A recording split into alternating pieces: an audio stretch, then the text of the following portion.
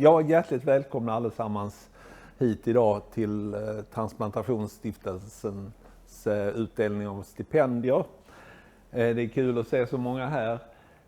Vi har ju den här stiftelsen sedan 2012 då Paul Frankrenius kom till mig och min kollega Mikael Olausson och undrade hur skulle han kunna bidra till att transplantation blev bättre och speciellt hur Transplantationscentrum kunde utvecklas. Och då kom vi fram till att en sån här stiftelse skulle kunna vara en stor hjälp och stimulera till forskning som utgår från Transplantationscentrum i Göteborg. Och det är ju då forskning som berör transplantation och som även berör leverkirurgi som stöttas av den här stiftelsen. Och vi delar då ut, förutom projektbidrag som vi ger som vi ska dela ut idag, så är det även stipendier som vi delar ut för att man ska kunna antingen åka på kongressresor eller även åka på resor, studieresor och lära sig någon ny metod. Och vart vill vi komma med stiftelsen? Ja, det är ju det att man vill kunna skänka evigt liv är naturligtvis det ultimata målet, men att förbättra överlevnaden efter transplantation och att få organen att fungera längre. Vi vill också se till att utveckla metoder som gör att man kan göra kirurgi med mer minimalinvasivt, med mindre biverkningar. Och sen är det ju en form av revision också som vi gör, att där vi ska kolla de metoder vi använder och se att de verkligen behövs och att vi är kostnadseffektiva. Så jag börjar med Pia. Pia är då ordförande i den nationella arbetsgruppen för donation. Och jag vet, du har valt titeln själv, ingen donation, ingen transplantation. Det får du förklara nu. Ja, det ska jag göra. Tack så mycket för att jag får komma hit. Det är lite som katten bland hermelinerna. Men det känns jätteviktigt. Jag är jätteglad att jag får komma hit. Jag ska se om jag kan få fram mina bilder.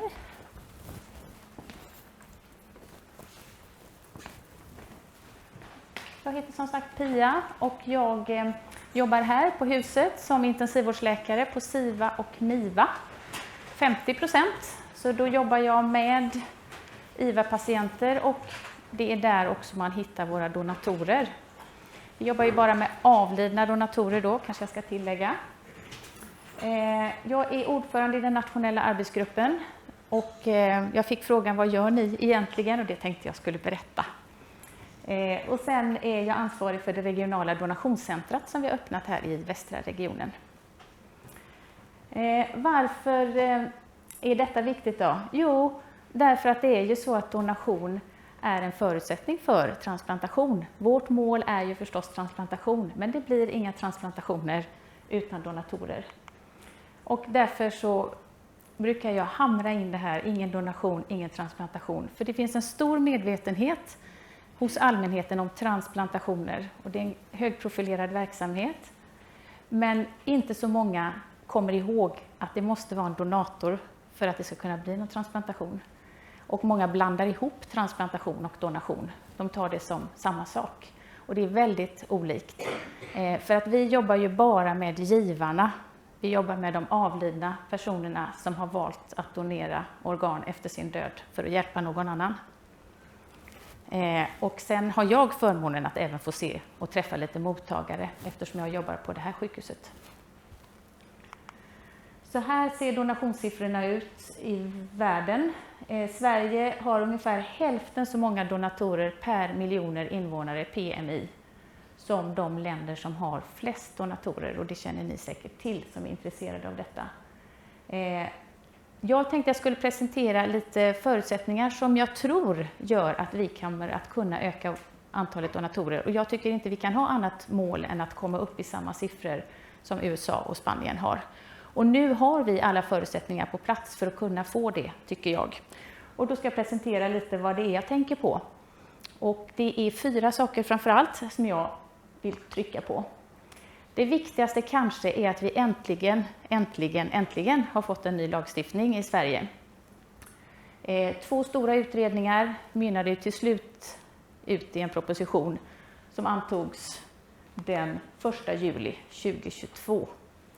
Och det viktigaste med de här nya lagändringarna, det är ju förändringar i transplantationslagen, som för övrigt borde heta donationslagen. Det är ju begreppet organbevarande behandling. Och det betyder ju oftast, när vi har en intensivvårdspatient som då inte kan överleva kan inte överleva självt, får då det som nu har fått ett namn, organbevarande behandling. Och det är oftast respiratorbehandling och blodtryckshöjande läkemedel. Det har de ju alltid fått, så man kan säga att den här delen av lagen är mer en kodifiering av praxis. Det går ju inte att bli donator om man inte har en respirator och har organen syresatta. Men nu är det väldigt tydligt lagreglerat vad som gäller för den här organbevarande behandlingen. Och att man skiljer på det som patienten får, för patienten får då palliativ vård. Och det här innebär att man har palliativ vård som förlängs för någon annans skull. Och lagändringen är väldigt tydlig och bra. Man kan bedriva organbevarande behandling i 72 timmar fram till dödförklaring om man har en positiv donationsvilja. Och att det blir så här transparent är helt avgörande för att intensivvårdsavdelningarna ska kunna jobba tydligt med att identifiera och driva donationsprocesser. Men som jag sa, det här var nästan kodifiering av tidigare praxis. Men det som är alldeles väldigt nytt i lagförslagen, det är att även intubation, alltså att föra ner en rör i luftstrupen så man kan koppla en respirator, det räknas också som en organbevarande behandling och att man får lov att påbörja respiratorbehandling. Det har vi inte fått göra tidigare. Och det är ju väldigt, väldigt svårt att bli donator. Jag tror väldigt många inte förstår hur svårt det är att bli donator. Du kan inte avlida någon annanstans än på en intensivvårdsavdelning. Du kan inte avlida hemma, inte i ambulansen, inte på akuten, inte på någon vårdavdelning. Du måste avlida på en intensivvårdsavdelning och du måste ha kopplat en respirator. Och om man då insjuknade och ens liv inte gick att rädda, men man inte hade en respirator kopplad, ja, då kunde man inte bli donator tidigare. Vi fick inte lov att koppla respiratorer enbart för att du skulle bli donator. Men det får vi nu. Så det här är en game changer. Det är det största som har hänt sedan dödsbegreppet ändrades 1988, tycker jag. Det andra som har hänt, det är ju att vi har infört DCD, en ny donationsform får vi ändå säga då, i den kontexten som den görs nu. Det är donation efter cirkulationsstillestånd. Och vad är då skillnaden på det och det som vi har gjort tidigare? Jo, vi har ju hjärndödsbegrepp i Sverige sedan 1988. När hjärnan inte längre får blod så dör hjärnan och då kan man dödförklaras. Och det vanliga sättet som vi har genomfört donationer på, det är ju donation efter svåra hjärnskador. Och då är det oftast en process inne i hjärnan, eller det är en process inne i hjärnan som gör att trycket blir så högt så där kommer inte upp något blod. Då dör hjärnan. När det gäller DCD så handlar det om patienter där hjärtat stannar. Då kommer inte heller något blod upp till hjärnan och då dör man också. Och det här handlar om patienter som får sina cirkulationsstillestånd på intensivvårdsavdelningar. Patienter som vi inte kan rädda till livet själva, men som får cirkulationsstillestånd på en intensivvårdsavdelning och då kan donera sina organ. Och det här har införts i Sverige då successivt sedan 2019 ungefär. Och i den här regionen i alla fall är alla intensivvårdsavdelningar med. Och jag tror i många andra regioner också.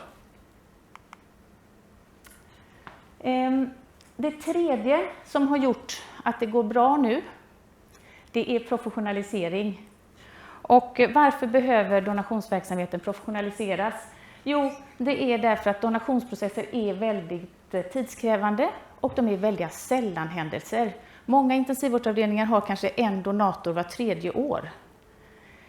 Vi har jobbat väldigt mycket med devisen att det här ska ingå naturligt hos alla intensivvårdsavdelningar och alla ska klara av en donationsprocess. Men det är ett enormt utbildningskrav. Det är mycket etik i detta, det är mycket juridik, jättemycket med den nya lagstiftningen. Det är mycket psykologi. Du har att prata med närstående som ofta är i kris. Det är mycket logistik. Det är ibland lite tidsramar som måste hållas. Och det är höga utbildningskrav. Och med den personalomsättning som är också och den sällanhändelse som det är, så är det nästan en övermäktig uppgift för en vanlig intensivvårdsavdelning att klara av en sån här process utan professionell hjälp. Så att vi har väl, många av oss, gått mer och mer till att vi måste ha en professionell verksamhet som kan stötta upp det här. Och ett sätt att göra detta då, det är ju inrättandet av regionala donationscentrum. Det är viktigt för att sätta donation på organisationskartan. Alltså, vi finns ju inte annars. Men genom att ha ett regionalt donationscentrum så markerar man att man finns. Men det viktigaste är förstås vad man fyller donationscentrumet med. Det finns 2 donationscentrum, det är Stockholm som har det sedan några år. Och sen har vi då öppnat här i västra regionen 1 januari i år. Så vi är nystartade. Och vad har vi då fyllt dem med? Jo, de flesta fyller dem med donationsspecialiserade sjuksköterskor. Och det är det som är, tror vi, en nyckel. Det handlar om personer som då är specialutbildade i donation som åker ut till de sjukhus där det finns en identifierad donator. Och som kan hjälpa till med både sin kompetens, sin erfarenhet, för de blir väldigt erfarna till slut. Och också 2 händer till, för det är väldigt mycket jobb i en donationsprocess också. Och det finns dossar då här i RDC Väst, RDC Stockholm, och sen har Linköping och Norrköping också dossar. Även om de inte har något formellt regionalt donationscentrum i den regionen. Sen har vi i västra regionen också en donationslinje där vi har donationsspecialiserade läkare som svarar på donationsfrågor 24/7. Kanske inte nått ut, men vi har i alla fall 100-tals samtal in där hittills i år.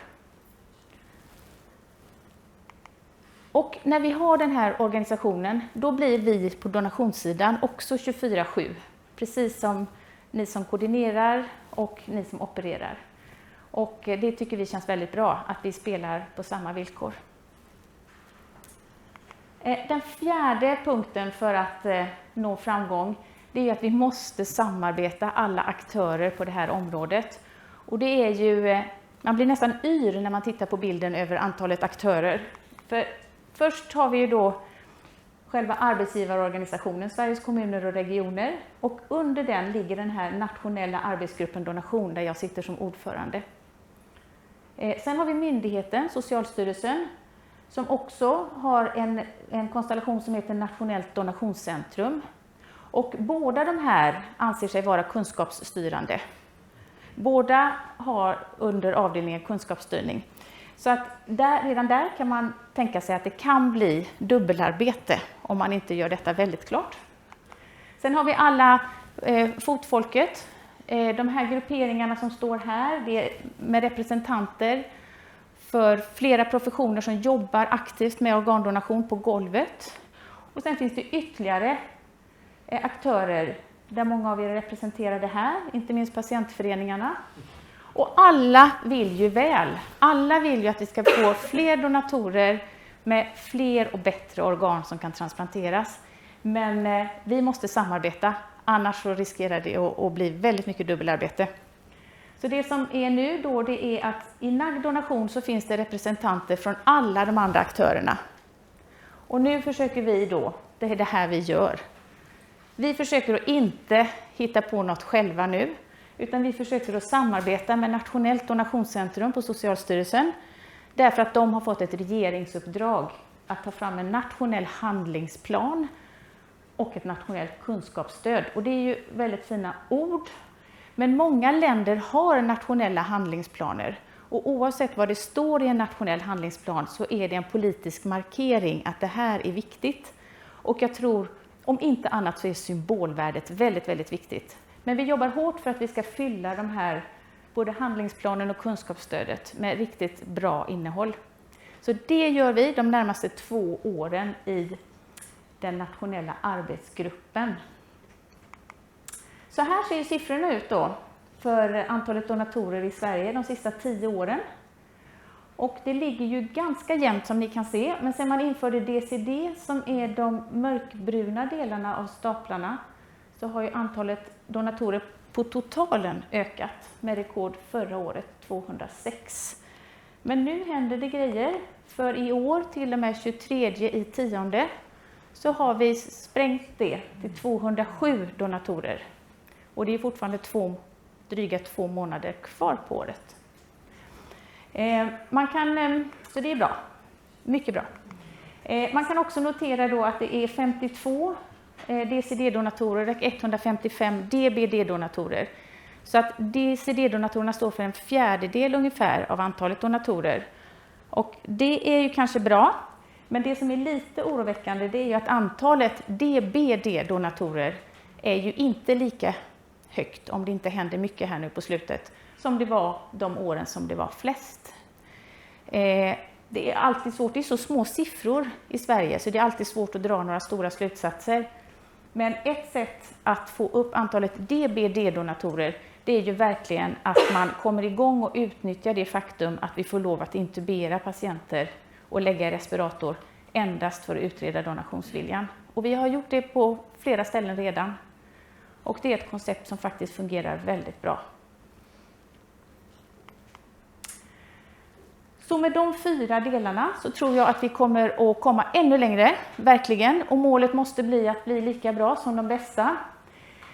Med alla de här sakerna får man inte lov att glömma den delen som är precis nere på golvet. Nämligen att organdonation måste vara en naturlig del av vård i livets slut. Och organdonation måste också vara en naturlig del av intensivvården. En donator måste ha lika stor rätt till sin intensivvårdsplats som en annan intensivvårdspatient. Så är det inte riktigt ännu idag, tycker jag. Och det största hotet just nu det är bristen på intensivvårdsplatser. Och att man prioriterar bort donatorerna. Och det får inte vara så, därför att blir det ingen donation så blir det ingen transplantation heller. Och det var det jag hade att säga.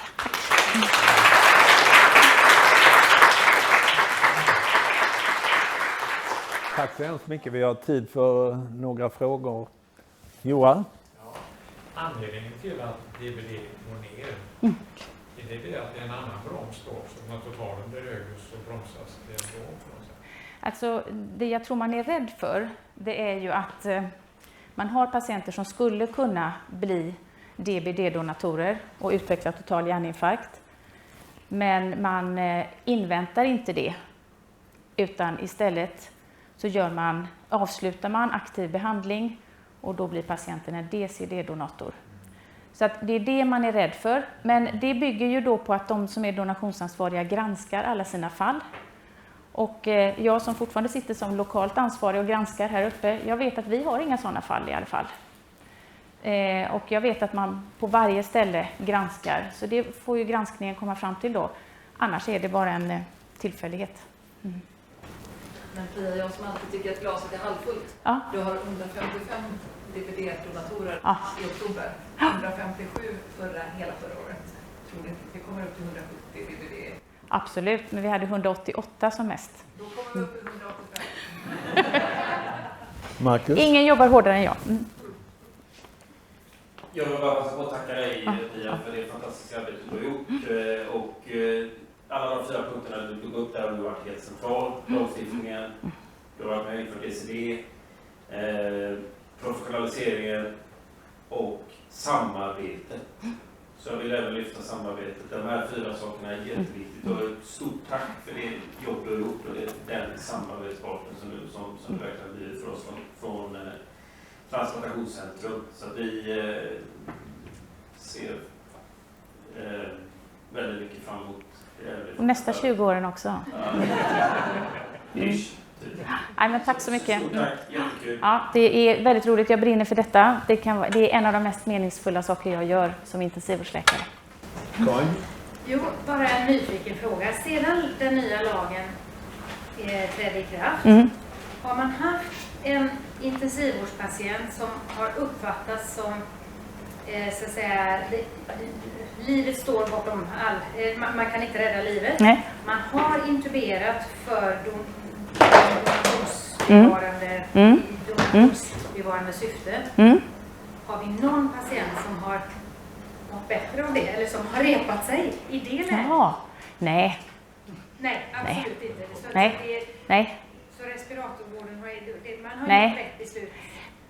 Nej, det har inte hänt och jag förstår vad du är ute efter. Och det är klart att man aldrig kan säga att det aldrig någonsin skulle kunna hända, men då har man ju bedömt väldigt fel från början.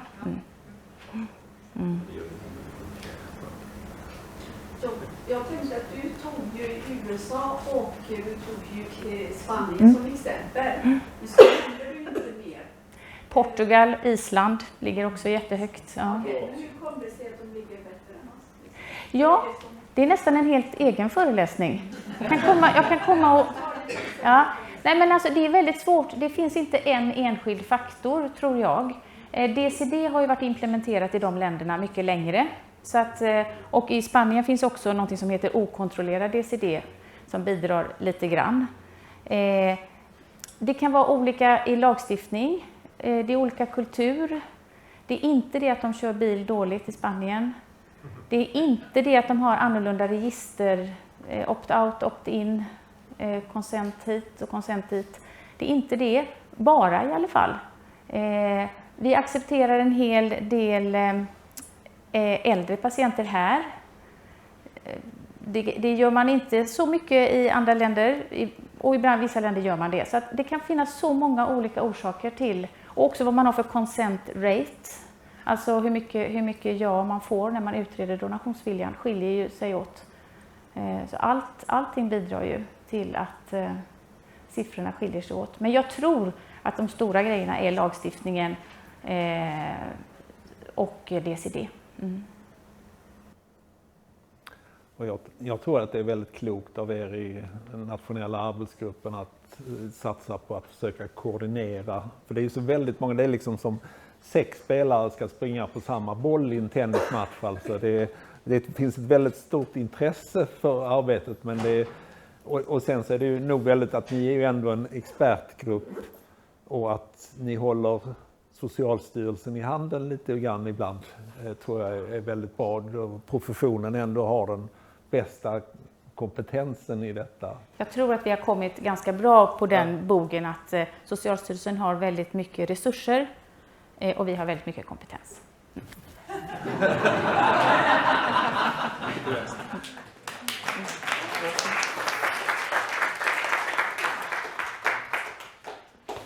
Och vi vill tacka dig så hemskt mycket för att du kom hit med en liten present från stiftelsen. Tack så mycket, tackar så mycket.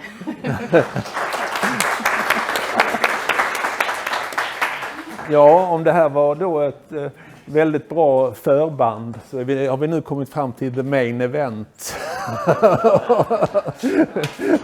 Nämligen vår nyblivne professor Gabriel Onesco på Karolinska som ska förbättra hur vi ska lösa då få fler transplantationer. Och du fattar ju allting jag säger, men du får lov att prata engelska den här gången. Det är helt okej. Jag kan försöka prata svenska, men resultatet kanske inte blir bra. I can try. Thank you very much for inviting me here and to being with you. I've never been treated with like a movie star being painted and photographs, maybe once, but I will come again just for that. So it's quite nice to hear from Pia because what I'm going to talk about is different, but it's complementary. So the question that I was asked to talk about is technology. So what's the background? We've seen changes in the demographics, both donor and recipients. We now have a wide range of technology. We all live on our phones and technology. But the question is, what is the role of technology in transplantation? And that's something we're going to try and tease out tonight. So it's about donation. So Pia's shown you one way of doing it. You change the law, clearly. We go opt-out. We may have more donors. But we also can look at what happens with the donors that we identify. How can we increase the number of deceased donors? And we shouldn't forget that we have living donation. Pediatric transplant should be done with living donation, first and foremost, because they're much better than deceased donation. And of course, then you can look at technology to look at transplant listing and also making a transplant last longer, so we don't increase the need for retransplantation. So where can technology help us? So the world is technological now, and we need to accept that, but it'll affect transplantation in a number of ways. It'll change the way we identify donors and we match. It'll change the way we retrieve organs and we assess them to see how good they are before we transplant. But also, it'll impact the way transplant patients are monitored to provide a continuum of care rather than a care that's punctuated by visits to the hospital where we don't know anything what's happening in between. So that puts patients firmly in charge of their care, and we can be better at predicting outcome. Why do we need technology? Well, simply because the donor population is changing. You've seen one change from PA. I'm going to show you two more. They're getting older, and I'm impressed in Sweden that the quality of the organs in elder population is much better. It must be something here in Sweden that is done right. You will never get this in Scotland. And also the BMI is going up. I mean, a BMI of under 26 in Scotland is exceptionally rare. It's quite common here, so that's great. But those complexities in the donor really lead to one thing. Transplant centers transplant more complex organs. Forget about the recipients for now. It's about the organs. So here what you see is two things. On the left, it's the increasing in complexity of the kidney transplants in the UK. So the donor risk index is going up, older, more complex comorbidity, but also for the liver. So the future is not going to be the ideal organ. We need to get out of our heads that there is an ideal organ. There isn't one. So the question is, how can we make them last for as long as possible? Pia, something we need to consider here, you've shown us the change in the DCD and DBD proportion. I'm not worried about that, because in the UK we moved from what you described, and now it's 50% is DCD. But oops, here's the change though. On the left side you have livers for DBD, and on the right the utilization of livers for DCD. So you can see clearly that there's a drop. So in other words, we're seeing 25% of donors DCD, but we're not utilizing 100% of those livers. But there's a way to do that, and I'm hoping I'm going to convince you tonight. So there's a discrepancy. So there's a lot of resource utilization with little gain on the DCD, potentially. Secondly, if the donors are marginal, those livers will not be, or organs will not be accepted at the first call. So that means that the coordinators have to do a lot of time chasing other centers to accept those organs. And we use a system called Fast Track, same as here. And you can see immediately, DCD, kidney, pancreas, liver, all of them high proportion of Fast Track. So that means a lot of activity to try and get those organs accepted. So, how can technology help? Many ways, but I'm going to start with this one, and the focus for tonight will be primarily on this. So, you will know that the organs is recovered, put in an ice box and sent to the hospital. Now that's yesterday's practice. Today we need to be more modern, and this is machine perfusion technology, and it can be done at many levels. So at the far end, at the donor, you have something called regional perfusion. It's done with normothermia. Both centers in Gothenburg and Stockholm use it. And then you have a period of preservation where the organs are kept somehow. You can keep it in the box, or you can put it on a machine, cold or warm, transport it and to the transplant center, or you can intervene at this end pre-implantation. The next bit is temperature. You can go cold, you can go lukewarm, or you can go fully normothermic when the organ is fully functional. So you've got a fully functioning organ in a box. But here's a challenge. You gain more, but the complexity of the intervention goes up, and the cost. So that's where we are. So we also have an explosion of devices, some of them made in this particular city. So the question is, how do we choose? Well, I think the question, first one you need to answer clinically is, what do we want technology to do for us? Well, it can be longer preservation. So the challenge of a complex transplant doesn't become a challenge anymore. You may want to know that they work better before you take the risk. You want to repair the damage that the organ has sustained during the dying process. You want to make logistics better. I don't want to operate at 3 o'clock in the morning every night. I've done that last week, 3 out of 4 consecutive nights. I was like a dead body on Monday. I don't want to do that because we don't have a new workforce to take over. And we want better outcome for the patients. That's what they want. But to do that, we need the clinical evidence. Some of it is generated, some of it we need to generate. And we need to consider the logistics of technology. I'll show you some of them are a bit more complex. So we need expertise. And sadly, we need money because they do cost. And of course, the heart is not a liver, not a kidney, so each organ will have different needs. So herein is a conundrum. How do we choose? Just to illustrate you the complexity, I'm going to show an example with liver in terms of number of potential permutations that are now used in clinical practice. And these are all various options we can try. Now, you can imagine, how do you choose from these ones? How do you select which organ goes which way? The acronyms mean NRP is in the donor, hypothermic oxygenated, so cold is oxygen, controlled rewarming, you warm the organ, normothermic, static cold storage, the ice box. So this is where we are. Now, you all talked about DCD earlier on and you said, oh, it's replacing DBD. Okay, let me show you something about the DCD. It's a unique environment because the dying process is different. So the question here is detrimental effect is from this bit, cold, warm followed by cold ischemia. That's the organ doesn't like both temperatures. So what we've done, and certainly Gothenburg and Stockholm have done, they've introduced a period of repair where the organs are reoxygenated with blood. Now it can go to include the heart and the lung. And it's hoped that by doing so, you repair the organ before you take out. But there's also an advantage. You really move to a functional assessment. So you've got 2 hours where the organs are functioning and you get a number of analyses that will tell you what the organ does.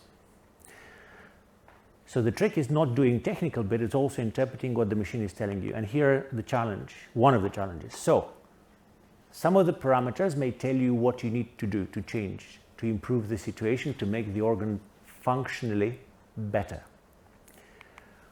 The other one is telling you how well the organ is working, and it gives you information about the function of the liver cells, metabolic, and it answers a key question, is this liver going to work? So we don't have a situation when you put the liver in and it doesn't work. And I have to say, having done 300 of these, I have never seen a primary non-function. So all organs, because you got assessment, will work. But we don't know what those numbers mean because we all do different things in different countries. And you'll see here, you know, these are liver function tests, a lactate, it looks good or not, and some people do a biopsy. I think they're throwing organs in the bin personally, but that's a different matter. But this is just to give you reassurance, but we don't know. So there's a lot of work we need to do here. So why do we do it? The key problem with the DCD livers is the biliary tree. It gets scarred, and 25% of those patients who develop that complications will need a retransplant. Huge burden to the patient, huge burden to the system. So what we've shown, and these are just a number of studies that were done in the last few years, as you see, has shown one thing. First of all, the incidence of the dreaded biliary stricture damage is actually pretty much gone. It used to be 27 to 40%. And this is where it compared in the studies, but also look at the DBD controls. It's pretty much comparable. So the so-called gold standard organ is now is there, but the worst organ now, it's actually as good as what we called gold standard before. And in fact, a more recent analysis showed is more than that. Any biliary complication, if you use this technology, is less. So we're on a winner. So much so that actually the graft survival is better. Both the UK and Spanish data shows that this is a DCD liver with NRP versus standard storage retrieval, and you can see a huge difference. So the conclusion is, I am not worried about DCD, bring them on, but let's do it properly. We're also talking in Stockholm and Gothenburg about uncontrolled DCD, which is a slightly different problem where someone has a cardiac arrest, it's not able to resuscitate and survive, and therefore they could become donors. Again, using this technology, and this is the only way to do this type of donors, you'll see that actually it's still acceptable, higher than control, but still acceptable, and there will be patients whose life will be saved because you can use this approach.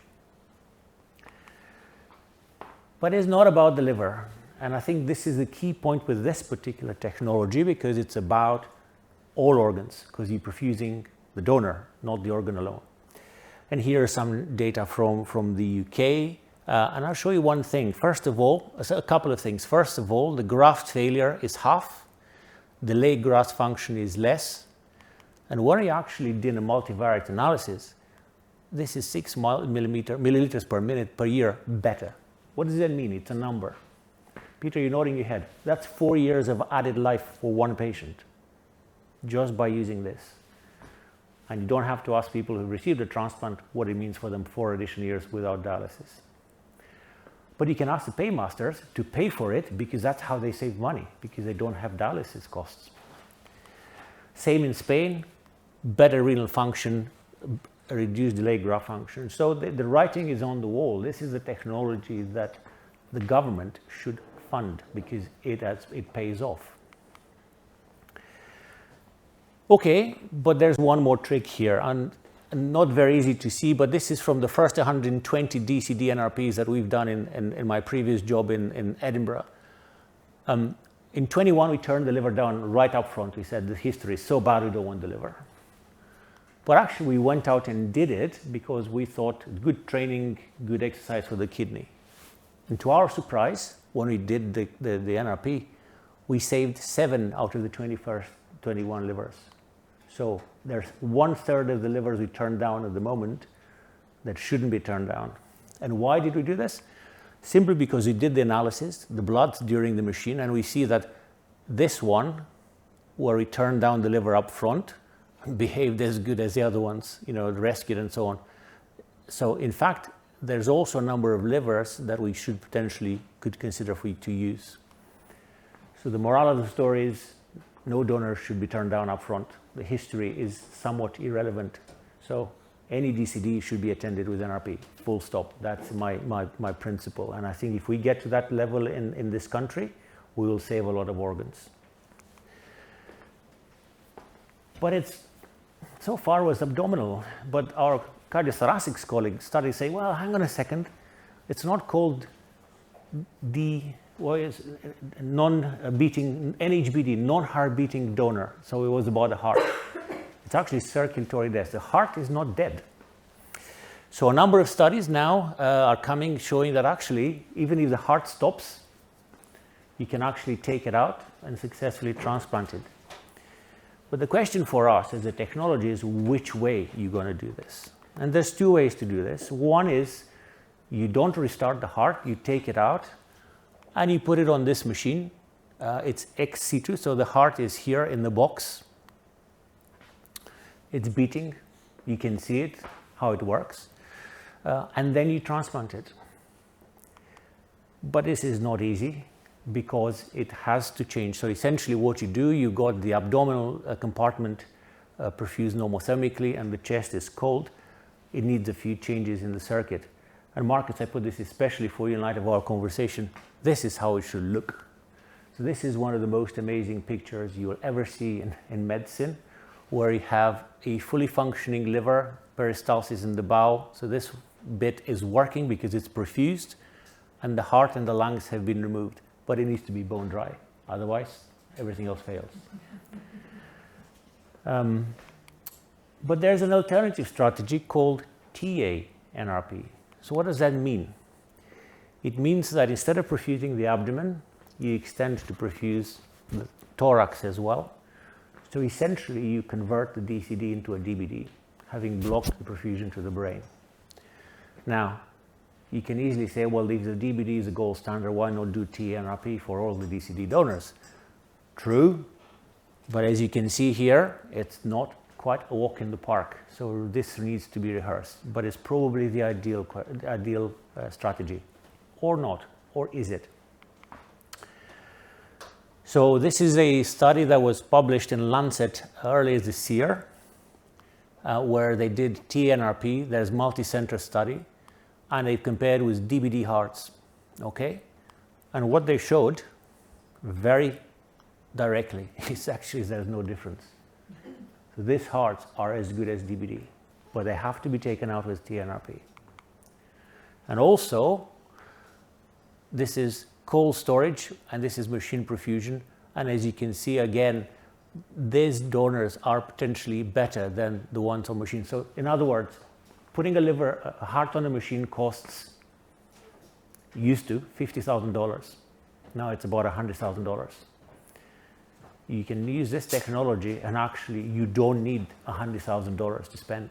You can actually pay for the DCDs in a different way. You pay for an entire team, in fact, to go out not once but twice. And that's the result. 23% increase in transplant activity. That's not to be sniffed at. That is significant. Okay, so I've shown you stuff that is happening in the donor, but what about other devices? So again, the liver field is the most advanced, and I'm going to show you a couple of things. You can actually bring the liver home and put it on the machine to see how it works. And you can do that at cold temperature. This is a device that is now made by Ex Vivo that has the quarters down the road. And this is a liver that we used in the early phases of doing it. It's perfused cold.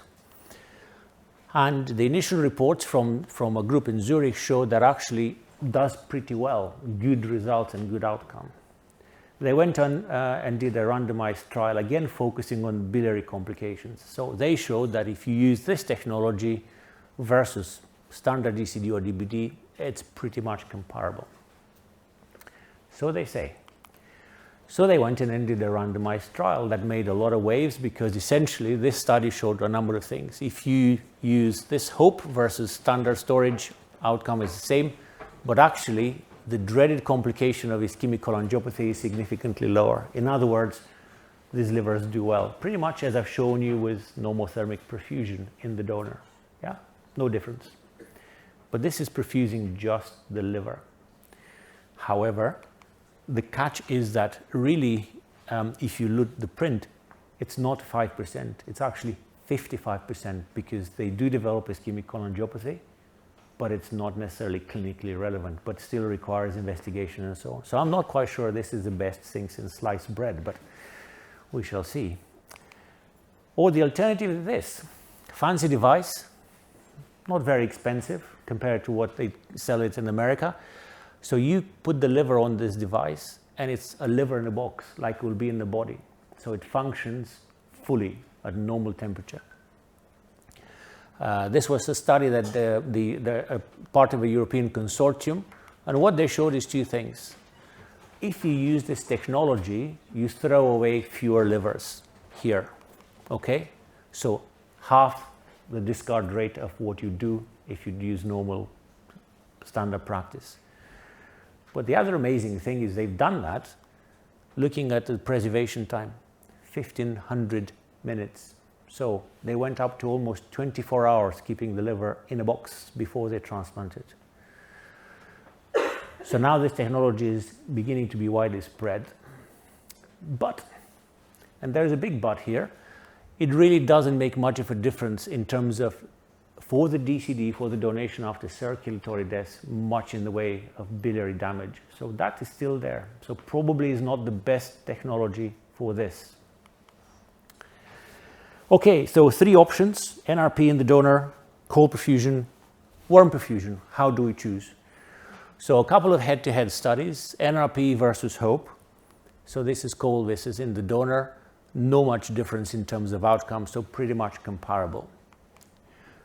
NRP versus ex situ machine perfusion warm. Well, hospitals stay a little bit less in machine perfusion, and the anastomotic strictures are higher compared to the donor perfusion. So the jury is still out there whether this technology should be primarily used. But the next question is, and this is what we talked about, more organs. So this study was published, it's a multi-center study from about 50 to 60 participating centers, published recently. A couple of points here. These guys are using machine perfusion regularly, of any sort. These guys are not. And you may say, well, not much of a difference, but actually this is a difference. So in the UK centers that didn't use NRP, their utilization is half.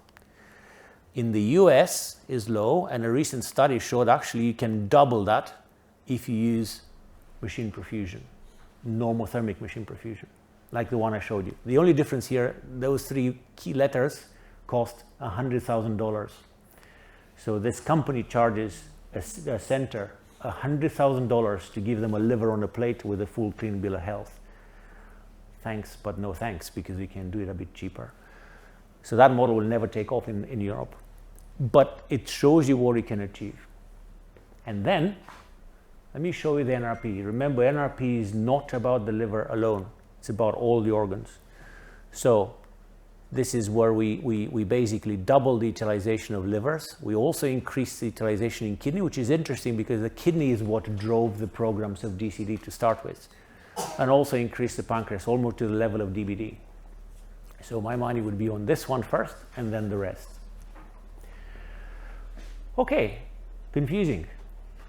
We can get our heads around, so can you imagine? So we do the NRP in the donor. The question is then, do we need another machine perfusion? Do we need to combine all the technologies? So this is an interesting survey done by the Italian colleagues asking a few centers around the world. And they said, would you use another machine perfusion? And 90% said always.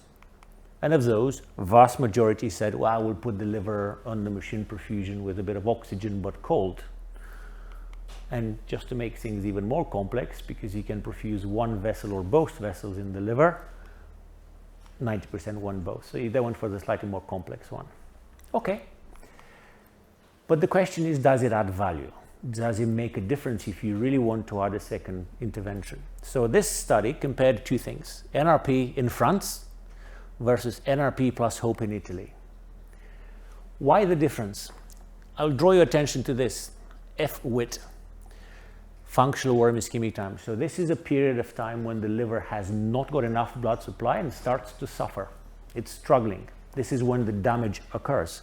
And as you can see, it's almost double in Italy. Why? Because the law in Italy requires 20 minutes of don't do anything. You don't touch the donor for 20 minutes. So all of a sudden people say, well, we can't use the livers in those states. Okay, so that's the starting point. And what was interesting to see is that when they compared those two groups, granted with those big differences, the use of those two technologies together achieved similar results to the NRP. So what's the reading of this? The reading is very simple. You may benefit from an additional intervention only if you are dealing with really, really marginal donors. So in the context of marginal donors with extended times when the liver is not perfused. But I'm going to throw a curveball in this because the UK experience shows different. We didn't use a second machine and we went to 1 hour of functional worm ischemic time, which is double what most people use. So what did we see? Very simple. If you keep 30 minutes, which is standardly approved globally or accepted, or over 30 minutes, no difference in liver, no difference in kidney. Is different for the standard ECD. So in other words, the worm ischemic time bears zero relevance when you start using the technologies. So all of a sudden, instead of going home at 30 minutes, you start to stay longer. We stay now for 3 hours. We used to stay in Edinburgh. We used to stay 3 hours. And we wait until the very end. And then we put the donor on the machine and see what happens. Because you will have a functional assessment. Okay, but you say, well, we don't believe you. All right, so let's use a second approach. So this study in Italy, which was interesting, they had NRP, and then they said no additional machine perfusion or cold or warm. Great, let's explore all three options. But they added one more complex scenario, which is the uncontrolled donation. And what you see immediately is this. In the controlled, where they had a bit more confidence of how to interpret the donor data, they actually all use hypothermic. Okay? However, in the uncontrolled scenario where there's a lot less understanding of how the liver works, they needed the reassurance, the added reassurance of a new machine, which also gives you information. And what did they see? No difference. But there's one interesting comment, and that's for the physiologist in the room. The post-reperfusion syndrome appears to be greater in the normothermic machine, which is an interesting observation that we've also seen in our practice where we use the machine alone. So, do we have a clue? Maybe in the DCD for NRP. And the other interesting thing is there's 20% graft failure, which is really scary. So just as we are about to see some light at the end of the tunnel, Robert Porter and his group decide to say, no, let's make it even more complex. So what they do, they go with hope, and then they reworm the liver gently over an hour, and then you perfuse normothermically for 2 hours. Physiologically, it makes sense, but logistically, it's a nightmare. Now, they think it's great, but actually, they said margin livers. To me, these are box standard DCD livers, so I'm not quite sure how to interpret the results because they are not margin liver by a mile. So you spend a lot of time and effort for livers that perhaps we should not over-treat. Less is more sometimes. Okay, so we're discussing earlier on, light at the end of the tunnel, how we do it. So for the DCD, there's an option. You know, we have an algorithm, we can think about age, function, or ischemia time, we do NRP routinely. And then we add to the mix either cold or warm, depending on how far we push the boat. Now, I do have an issue with this because age under 70, it's something that we don't respect anymore. We've already done 75, both in the UK and in Stockholm recently. I was tempted by an 80-year-old that both centers turned down the other day, but we didn't have a recipient that, and there was other logistics issues. So the bottom line, we can push the boat out. The message to take home for Pia and her colleagues is no DCD should be turned down up front. We should go out and see what happens. But for that, we need to train all the other teams that do retrievals, because at the moment it's just Gothenburg and Stockholm. And to make a national service needs a lot more investment in time and education and training. But we live in the real world, and it's great to have all the science, but what happens in reality? And I think this is an important message. So quite a few things. As you'll see here in Sweden, we have NRP and HOPE, NMP hopefully soon. So again, this is a survey. So a couple of questions people are asked, and they divide in high volume, low volume. So both our centers will be in high volume because it's over 60, right? Do you have a machine perfusion? Yes, in 80% of the high volume, 60% of the low volume, no. But if you do have one, which machine you use? And it's very interesting that in the high volume, they use both normothermic and hypothermic, whilst in the low volume, they go for the option that is easier to implement. Okay? And how do you choose this? And this is an important question. I've shown you loads of data until you got puzzled. What does it mean? And how do people who start a program choose? And this is an important point. 50% in the high volume choose because of what it does. So what does the machine do? This is why I'm going to use it. Whilst in 50% of the low volume center, the decision is made by health policymakers and management because it costs and how easy it is to use it. So it's a completely different thing. It's not necessarily used because it's supposed to do what it's supposed to do. And perhaps this reason is because of here. If you look, do you have a trained perfusionist? Almost 80% said no. So if you don't have the workforce to do the machine, how do you expect to run a very complex machine that you need monitoring all night? Just to give you an idea why that role is important, this is data from my previous service. I hired the first perfusion practitioner here, and this is how NRP program exploded. We hired the rest of the team, so that when I left, it was a fully funded team. You can see the exponential increase in both in NRP, but also ex situ machine perfusion. So you cannot have a successful program until you have the workforce in place. Very simple. And then, of course, the DCD standard went out and lots of combinations with machine technology. So 25% of our activity ended up being machine perfusion driven. So, mini summary for this bit.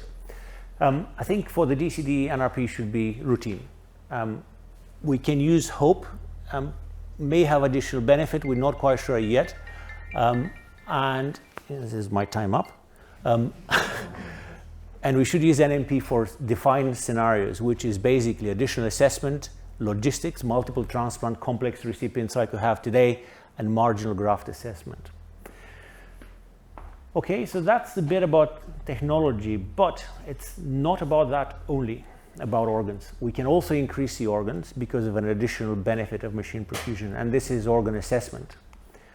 And I'm going to show you very briefly. Again, we have no idea, and we're trying various things, various numbers, various boundaries. I think there's a lot we need to learn about which way to go and stop. And it's the same thing for kidney. It's not about kidney. This is a paper we published in Nature Medicine this year, a randomized trial where we perfused the organ for 1 hour, normothermically, before we transplanted. Basically, it didn't make a sense, didn't make any difference. But we learned that we can probably score with the machine perfusion organs according to how well they perfuse, if they make urine, and so on. But again, with technologies, we're shifting from traditional blood samples that we know to understand, and we're really moving to compartment assessment of each individual part of the liver and the kidney. And this is important because we now have an array of technologies at our disposal that allow us to look in depth in those compartments. And if we do that, we will have a better understanding of metabolic function of the organ, not just as a printout of traditional blood gases.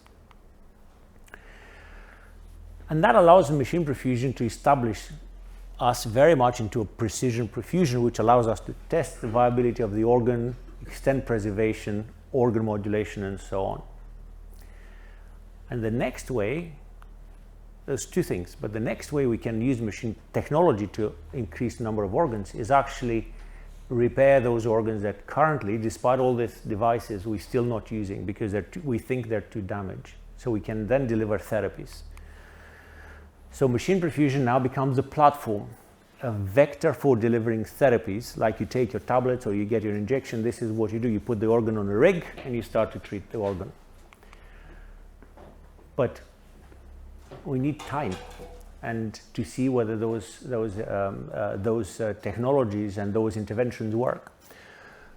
To date, normothermic machine perfusion, the liver in a box, is 48 hours max. This prototype pushed it to a week. And now there's work where you can keep the liver in a box for nearly 2 weeks. This device will probably be available for research towards about a year from now. Now, one thing we want to do for the patient is important, the outcome. So modulation. So what do we mean by immunomodulation here? So one of the studies that was done for kidneys showed an important and unexpected finding. They put the kidneys on the box, perfused with oxygen, cold, and then they transplanted. And what they showed is that they reached the endpoint, but also there was significantly less acute rejection in the kidneys that were treated with oxygen. And this is a very important finding because all of a sudden you're beginning to see why should we use machine perfusion cold with oxygen. This is why. And remember, I mentioned earlier on that normothermic machine perfusion may have actually the completely opposite effect and stimulate immunogenicity to a certain extent. So I think there's a lot of work we can do here. And actually, we can start delivering therapy. And this is a study from the US where they use nanoparticles and they deliver to the inner layers of the kidney. And they showed that actually they block sort of inflammatory response, and those kidneys can work better. So all of a sudden, we're starting to recondition the organs. We're treating them. We did a bit of work on the liver. I won't bother you with the details, but essentially one of the damaging things in the kidney is senescence. So the liver, when it suffers, when it's out in the cold, you see from 0 to 10 hours, gets damaged very quickly. The liver cells get senescent and can't repair themselves. So we found that if we give certain drugs that stop senescence, either at procurement or indeed on machine perfusion, we see that the cholangiocytes, the bile duct cells, repair themselves and have a potency to actually regenerate and repair the damage. So all of a sudden we have an option to deal with lots of complicated things. We can also use human cells. These are cells that we've isolated from discarded livers. So the liver that was chopped today, you can use to do this, and then you transplant it or you inject them during machine perfusion, and they repair the bile duct. And a similar approach was used by the Cambridge group, but in a different way, getting cells from the gallbladder and the bile ducts from resectional specimens. They've grown them into mini organs, and then they injected them on the machine perfusion, and they saw that they repair the bile ducts and they become functional. So all of a sudden it's just amazing. We can say, right, forget about a damaged organ, let's bring it home and let's repair it. And it gets more and more. So these are the cells, are the sort of primordial cells. Sort of they inject in the kidney. There's a group from Newcastle where they show that if you put those kidneys in the cell, they repair the kidney, better perfusion and better outcome. And if you go up the road from here rather than down the road to our colleagues in Lund, this is what they've done. They started gene therapy during machine perfusion. So they repair the organs before they put them in with better function. So we're beginning to see changes rapidly. One of the biggest reasons why we're throwing livers in the bin is because they are fatty, and it's a reflection of our lifestyle. There's a study at the moment in the UK where during machine perfusion the liver is perfused with a cocktail. 8 patients have been recruited so far, and they will see whether the liver can lose the fat and function better and be successfully transplanted. And with that, actually we're moving to a different scenario, because everything that I've shown you is very complex, very expensive, requires expertise. None of us can do that alone because we need a lot of people. So a transplant today, I've counted 5 senior consultant surgeons in there. Imagine someone doing this in their center, be it Stockholm or Gothenburg or anywhere in the world. It's impossible. So really what we need to think, maybe we should change the way we practice. Instead of taking a donor hostel and sending the organ to the transplant, we bring to a center like this. This is being built in the US, where the organ is perfused, repaired, gets a clean bill of health, and it's served on a plate for markets at 8 o'clock in the morning to transplant after he's had a good night's sleep. That'll be really nice. So technology doesn't stop there because it's evolving rapidly. So perhaps human organs are not the future, are not enough. Maybe we should consider artificial organs or 3D printed, or we take all organs that we don't like, we remove the cells and repopulate them with new human cells that are safe. It's happening. And of course you'd have heard all this, xenotransplantation. Second heart's been done. Kidney, I think, is going back to basics because there are some issues, but it may well be that's part of the future. That's all part of the solutions to get more organs. But I cannot finish without telling you a couple of things. It's not just about increasing supply. It's also about being smarter of way of matching. So we've got patients on the list. How do you allocate the livers? I mean, in Sweden, we're very lucky because you can give it to anyone in a few months. In many other parts in the world, it's not the case. So you have to be better at matching. So you match the organ with the recipient. So you have one organ for life. That would be ideal. And now there are ways of doing this with artificial intelligence, and this is a program developed by a Cambridge group where you take all the data into account and you choose the right organ for the right recipient. So the lifespan of the organ matches the lifespan of the patient, so they don't need a retransplant. And finally, we don't need to increase the burden of transplantation. We need to reduce the need for retransplant. And again, we have a number of technology and tools that now can help us predict the outcome so we can optimize. And also this is coming our way to, and I was talking at the beginning about a continuum of care where you have all the data that you need. If you have that, you can then predict early and intervene so you stop the damage before it's done. But for that, we need this. We need a whole set of data from patient, from biomarkers and care. So we move from hospital base to a continuum of care where the patient should give us all the information we need so we can actually provide the outcome. So I will conclude saying that I think it's quite clear that transplantation cannot exist without technology. I think it holds great promise in terms of more organs and better outcomes. It's quite common now that organ perfusion is common practice. This is not the future anymore, this is now. And I think now we're moving to the next bit, which is finding ways to repair the organs whilst they're on the machine and finding new therapies that will address the outcome, will improve the outcome. That's it. Thank you.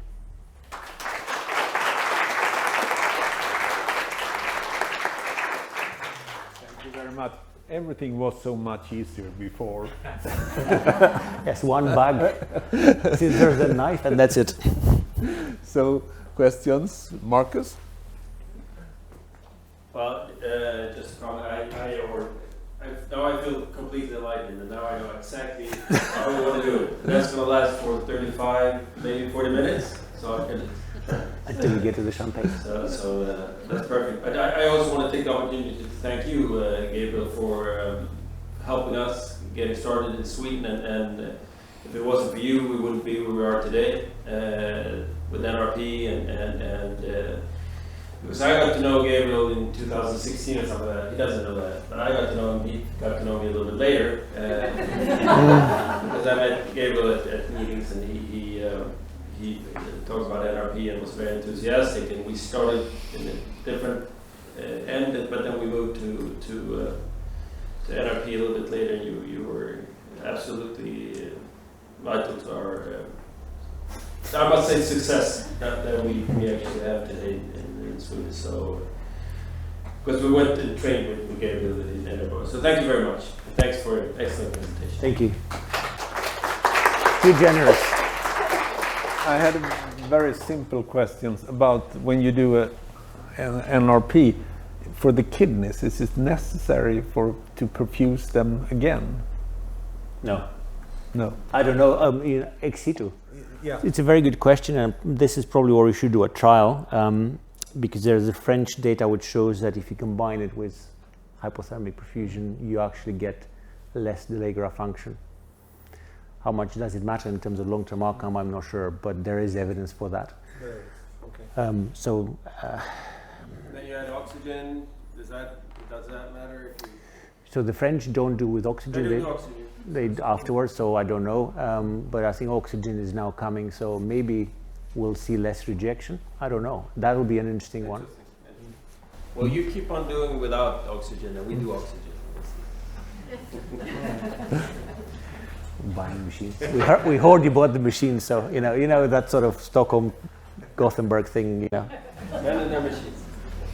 Yeah, you are. Yeah. Do I need perhaps?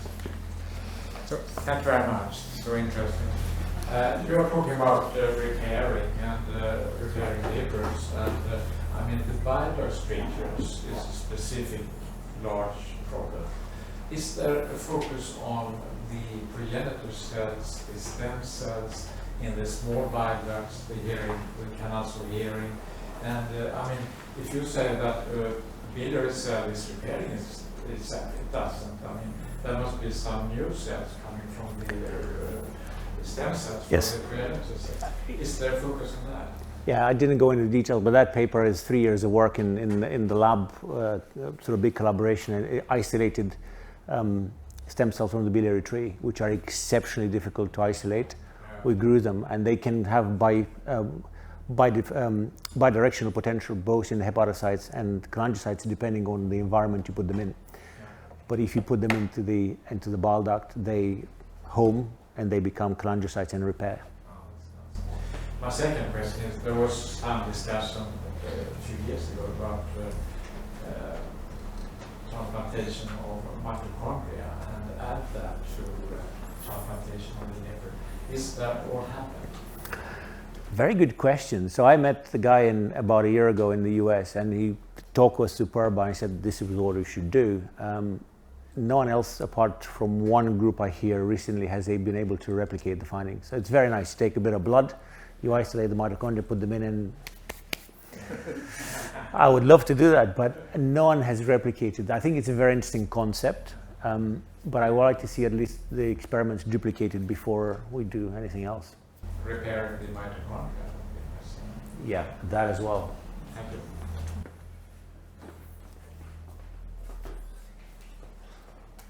So I think this was an excellent start for an eventual collaboration, more intense collaboration in the future about perfusion issues and how we should take care of our organs best. And we really are grateful that you took time to come down. And we have a small Danish gift. Thank you very much. Thank you. Thank you.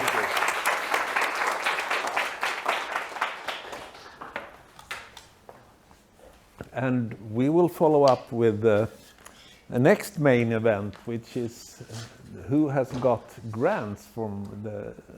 Och nu kan jag tala svenska, det glömde jag bort. Det glömde jag helt bort.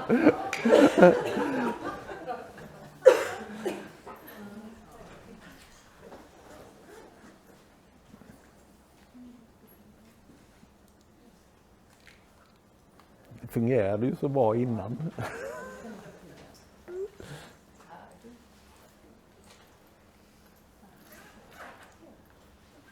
Titta.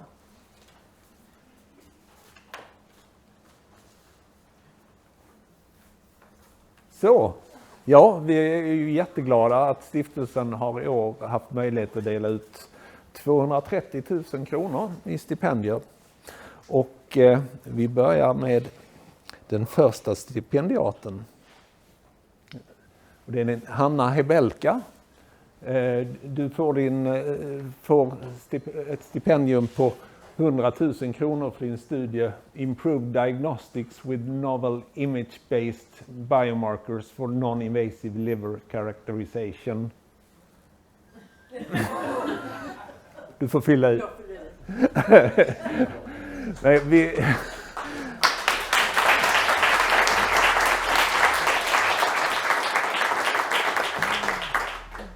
vi tänkte att vi gör så att vi får höra dig berätta lite grann om det här först. Självklart. Ni hör mig allihopa? Mm. Ja. Det var inte min. Jag pratar om det, men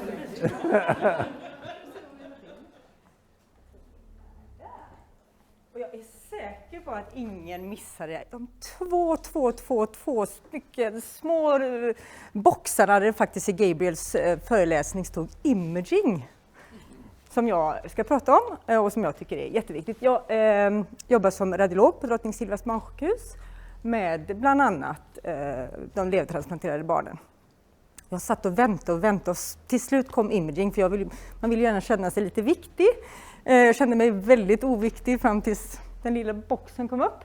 Men jag ska prata nu bara jättesnabbt om förbättrad diagnostik med nya bildbaserade biomarkörer för att kunna karaktärisera levern mer i detalj icke-invasivt hos våra levertransplanterade barn. Jag gör så här. Då är det så, i och med att jag inte vet riktigt hur många av er som jobbar dagligdags inom vården, så har jag lagt det här på väldigt basalt. Vad gör vi dagligdags när vi gör ett ultraljud av levern? Jo, vi tittar på hur levern ser ut, väldigt grovmorfologiskt. Vi tittar på om vi hittar något fokalt. Vi kan se är levern vit, det är jättebasalt, som ett tecken på att det är leversteatos. Och så basalt är det faktiskt idag. Vi tittar och så säger jag, men levern är lite steatotisk. Inte bra. Ultraljud är jättebra. Vi kan säga en hel del om kärl. Är leverkärlen öppetstående? Är de stenotiska? Det ger oss väldigt mycket information. Men är den här stenotiska kärlet efter en transplantation, är den signifikant eller inte? Väldigt, väldigt svårt att säga. Så det är brister i detaljkaraktäristik. Och det finns lite nya framsteg även inom ultraljudstekniken. Och det finns något som heter shear wave dispersion. något som heter cheoelastografi, det tror jag de flesta har hört talas om, och något som heter attenuation coefficient. Och varför kan det här vara viktigt? Jo, elastografi vet vi att det speglar fibros. Vi vet inte riktigt hur bra det är hos barn ännu, men det ger oss en uppfattning av fibros i levern. Attenuation coefficient speglar steatos, tror vi. Vi vet inte riktigt hos barn än. Och shear dispersion sägs att det kan spegla inflammation. Jag kommer till att lite frågetecken, ödem, gallstas. I och med att jag står här är ju för att jag har fått stipendier för en forskningsstudie, så att det är lite det här vi ska ta reda på. Kan vi använda de här markörerna för att faktiskt kunna i detalj karaktärisera levern?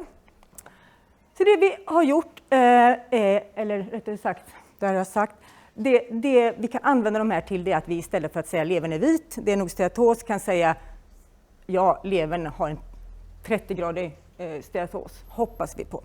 Det är i alla fall lite mer objektiva biomarkörer, och fördelen framförallt hos barn som vi alltid söver för att kunna ta en biopsi är att vinningen är ju stor på så himla många plan. Vi behöver inte söva dem, alla komplikationer med anestesin, brist på anestesipersonal. Väldigt uppenbart, nu pratar jag inte bara om transplanterade, men väldigt uppenbart under corona till exempel när vi fick brist och kunde inte söva barnen. Så, hur kan vi applicera de här på barn? Under 5 år så samlar vi in på alla levertransplanterade barn som gör biopsier hos oss på Drottning Silvias barnsjukhus. Så samlar vi in de här markörerna. Och för närvarande har vi ungefär 70 stycken som går på kontroller. Oavsett om det är akuta eller kroniska, eller akuta eller liksom, kliniska kontroller, årskontroller, så tar vi de här markörerna när de biopseras. Och det gör vi så här, de här måtten som jag pratade om, elastografi, dispersion och ATI som mäter steatos, jämför vi med histologi och blodprover. Och vi publicerade ganska nyligen nu en pilotstudie på 51 transplanterade barnen där vi har mätt de här på. Vi tog inga akuta utan bara liksom årskontroller, kliniska kontroller. Det verkar lovande. Vi kan säga att ja, elastografimotet korrelerar med fibros även på de här barnen. Det här dispersionsmåttet korrelerar inte med inflammation, men det var väldigt svårt, eller rätt sagt, vi kan inte säga att det inte gör det, för att det var väldigt, samtliga hade grad 1 inflammation och ingen hade höggradig inflammation. Men det som är intressant tycker jag är att det här måttet var högt vid flera olika tillstånd. Någon som hade reaktion, flera som hade portal hypertension, några som hade stenos i sina portarkärl. Så det är spännande, och det är lite därför jag är här idag, för att vi tänker titta på det här mer i detalj. Jag tänkte avsluta med ett fall. En 5-årig flicka som transplanterades på grund av en metabol sjukdom. Hon kom på sin 1-årskontroll och då biopserades hon, sövdes, man biopserade henne. Hon mådde bra, hennes leverprover var helt fina. Då tog vi elastografi, det var med våra referensvärden helt normalt. Dispersionen var också helt normalt med det lilla material vi har hittills. Och ATI som är fettmätningen var också normalt. Och vad visar biopsin? Det visar att vi hade en låggradig fibros, ingen inflammation och ingen steatos. Och det här tycker jag är det mest spännande. Kan man kanske i framtiden använda de här för att monitorera de här barnen? Man jämför med baseline och så kanske man inte behöver hålla på och biopsera de här på årskontroller. Men det får vi se. Så vad jag hoppas är att vi liksom kan använda det här som en pusselbit tillsammans med kliniken, tillsammans med våra andra biomarkörer som vi pratar om, och förhoppningsvis kanske monitorera de här barnen bättre, anpassa behandlingen. Och jag vill tacka så jättemycket för generösa bidraget från stiftelsen. Både resebidrag och det stora bidraget. Så med det avslutar. Tack så mycket!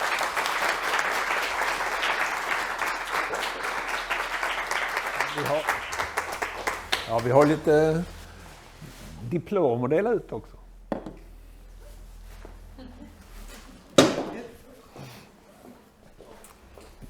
Och stiftelsen matchar ju också Varsågod.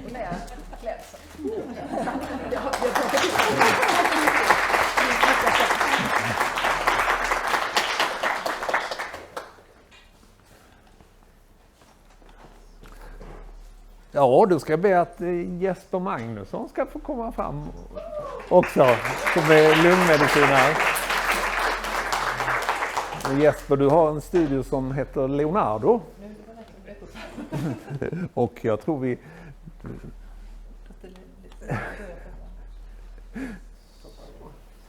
Och du kan nästan få börja och berätta om den. Ja.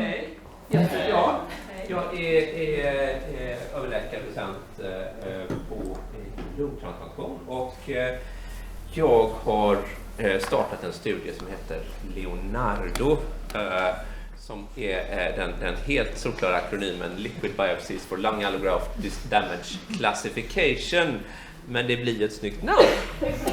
Och varför är detta ett viktigt område? Det här handlar ju då om att försöka att non-invasivt detektera och klassificera skada efter lungtransplantation. Och det här är jätteviktigt för att vi har ett problem med lungtransplantation.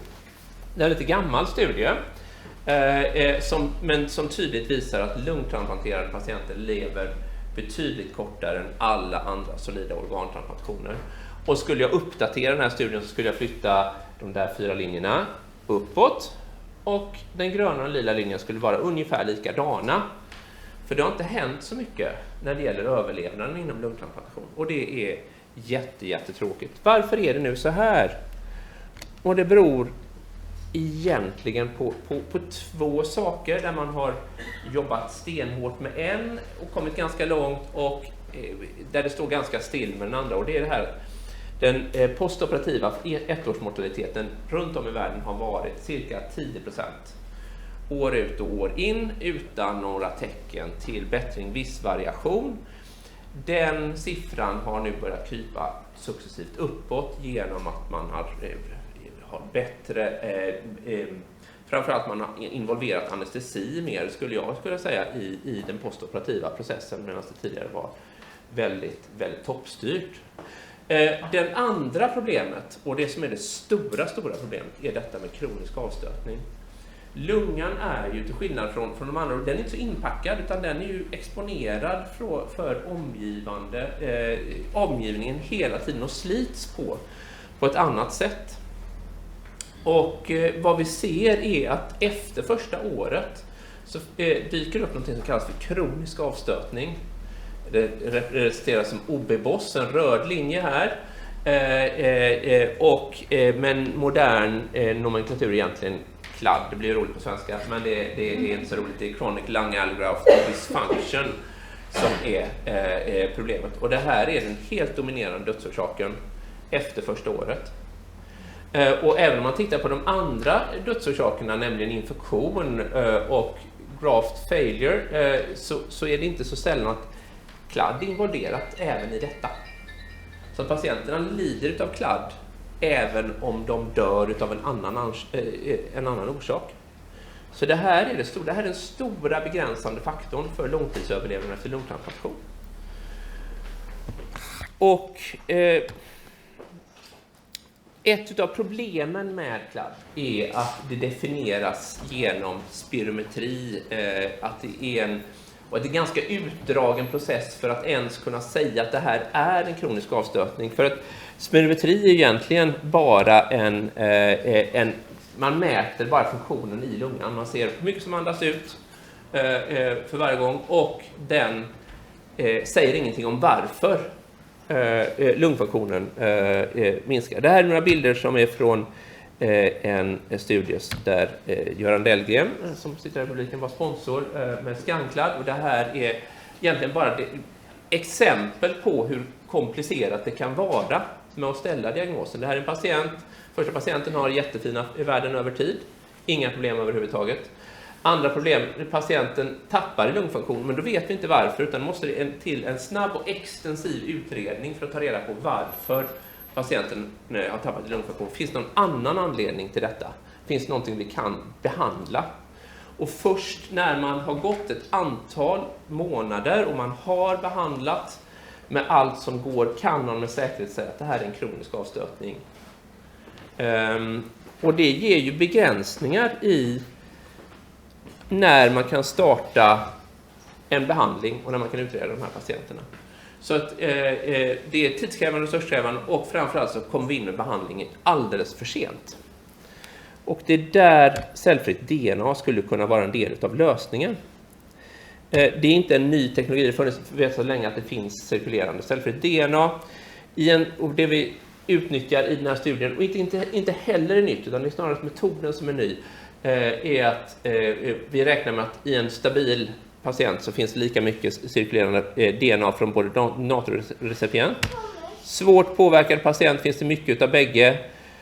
Men om man får en påverkan på det donerade organet så är det framförallt donatorns cellfria DNA som dyker upp. Och det här har vi då prövat, och det som är unikt med den metoden som vi använder här är att vi använder PCR-baserad cellfri DNA-detektion. Varför gör vi det? Jo, därför att det finns stora studier som visar att sådana NGS-baserad, att man använder stora datorer, jättemycket data, tar reda på allt, fungerar.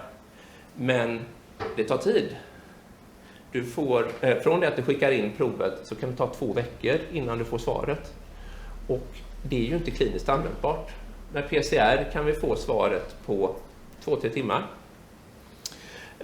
Och vi har gjort 2 pilotstudier, den andra har jag inte här, där vi ser att man kan se en tydlig stegring av donatorspecifikt DNA tidigt innan man kan se förändringar i spirometrin. Och man kan också utesluta infektioner och andra orsaker på ett lättare sätt. Och den här studien är publicerad. Den andra proof of concept-studien är också på väg att bli publicerad. Och det Leonardo är egentligen en längre studie. Prospektivt, vi samlar in de här proverna systematiskt, utesluter systematiskt andra orsaker till lungfunktionsförsämring och ser om vi kan använda den här som en markör för lungfunktion för kronisk avstötning i kliniskt bruk. Så studien är designad på ett sådant sätt att funkar det här så kan vi nästa dag implementera det i kliniken. Vi körde dessutom mot 10 kända eller mer eller mindre accepterade markörer för lungskada som vi ser som alternativa eller kompetitiva markörer. Vi hoppas att på det här sättet kunna hitta en enkelt blodprov som man lätt kan tolka, som kan ge svar på det för att i förlängning kunna starta behandling tidigare och starta rätt behandling tidigare. Vi hoppas att vi ska kunna starta i november-december i år. Alex och Lisa ser tveksamma ut, men vi har ju en förhoppning om detta. Och med den här takten så skulle vi ha en population på 146 individer, vilket är power för den här studien i 2026, 3 års uppföljning 2029 och ett resultat 2030. Och vi hoppas att vi ska kunna på det här sättet påverka tiden för att starta behandling av kronisk avstötning och genom det påverka överlevnaden genom lungtransplantation. Men däremot dessutom ge nya möjligheter till forskning på området. Med det sagt så vill jag rikta ett stort tack till stiftelsen. Och det är inte bara mig utan det är även från mina samarbetspartner på infektion, professor Johan Westin, på klinisk kemi, Ann Riksten och uppe på virologdetektion Rickard Nordén som har kokat ihop det här projektet tillsammans. Tack så mycket.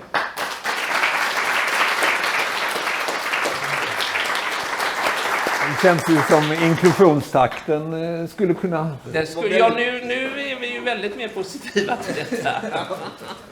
Så det kommer nog gå fort. Vi tycker att det här passar dig också. Tack så mycket. Tack.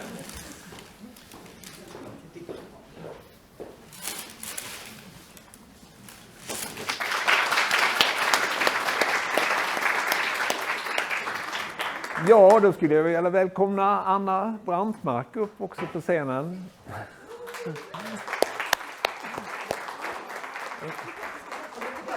Vad säger du? Ja. Vad motiveringen, medan Anna är på väg upp, så ser ni att vi tycker ju att motiveringen är att det är extremt viktigt att hitta en biomarkör för att kunna visa på när man drabbas av kladd. Och det tror det kan betyda mycket. Är den på? Ja. Nej. Anna ska...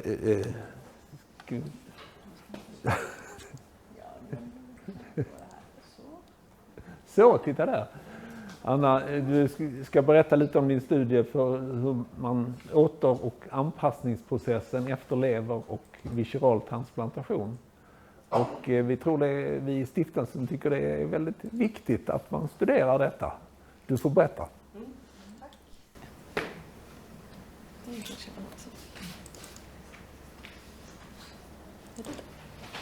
Ska vi se. Bara få upp rätt här. Jag har några stycken att vända på. Kommer du ihåg vilken det var? Det var den du hade innan. Nej. Det var den du hade innan. Inte? Nej. Där. Ja. Varsågod.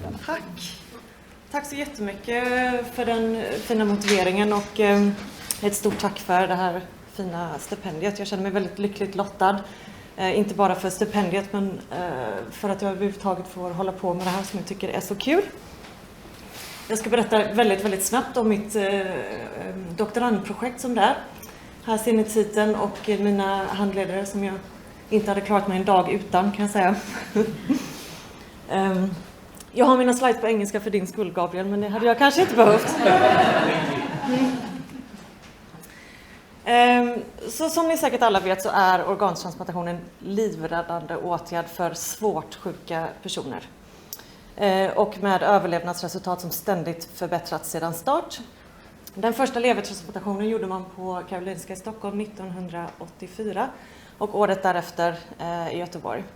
Och sedan dess har drygt 4 500 personer genomgått levertransplantation i Sverige. Och här på Sahlgrenska gör man cirka 90-100 levertransplantationer varje år. Och den första viscerala transplantationen gjorde man även den i Stockholm på Karolinska 1990. Sen 1998 gjorde man den första här på Sahlgrenska, och Sahlgrenska är för närvarande det enda centrat i hela Skandinavien som genomför visceral transplantation. Och drygt 40 transplantationer har genomförts och drygt hälften av de patienterna är vid liv idag.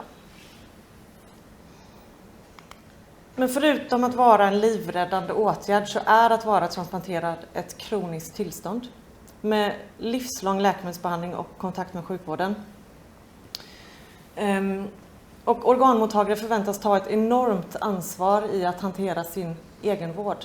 Och med egenvård menar jag att ta rätt mediciner i rätt tid, att vara uppmärksam på oroväckande symptom och tecken på komplikationer, att gå på sina uppföljningar, men dessutom leva ett normalt liv. Och tack vare medicinska och kirurgiska framsteg så överlever fler och fler personer till kroniska tillstånd. Och detta är ju egentligen helt fantastiskt. Men det ger också utrymme att skifta fokus till rehabiliteringsprocessen och utgå från patientens upplevelse av situationen. Så syftet med doktorandprojektet är att utforska, beskriva och förklara återhämtning och anpassningsprocessen, alltså adaptationsprocessen som sker efter lever- och eller visceral transplantation.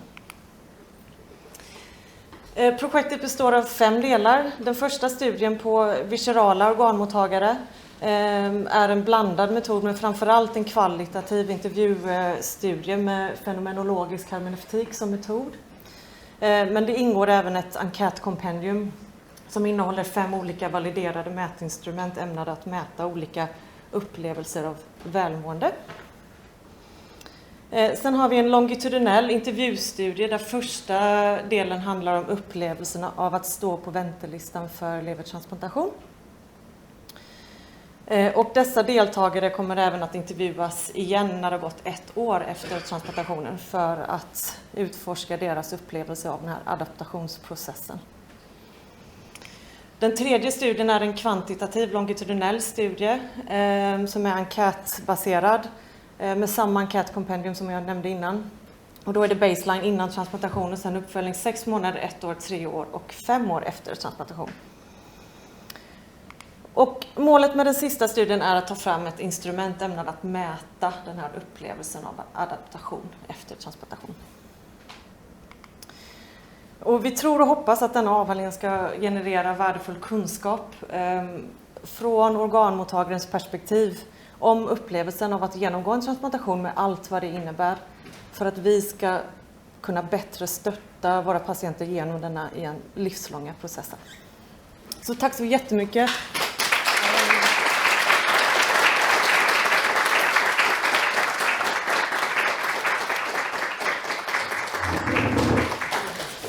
Ja, vi tror det kommer att bli ett kanonavhandlingsarbete. Allt klär dig.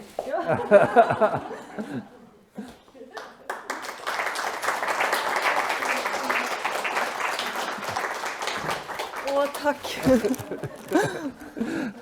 Ja. Och sen viskade till mig innan, mamma, jag skulle få dina pengar.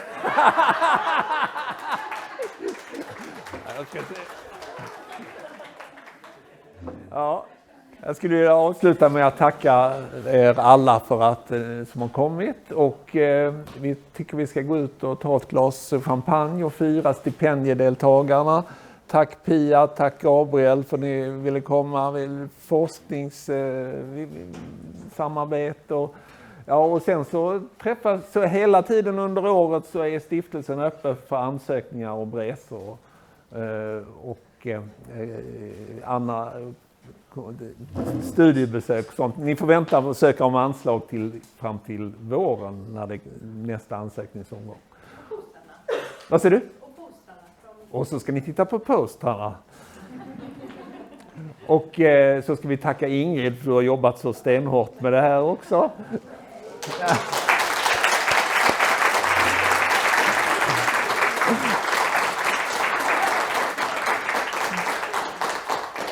Och så får ni fråga om forskningen där ute. Bra, tack ska ni ha.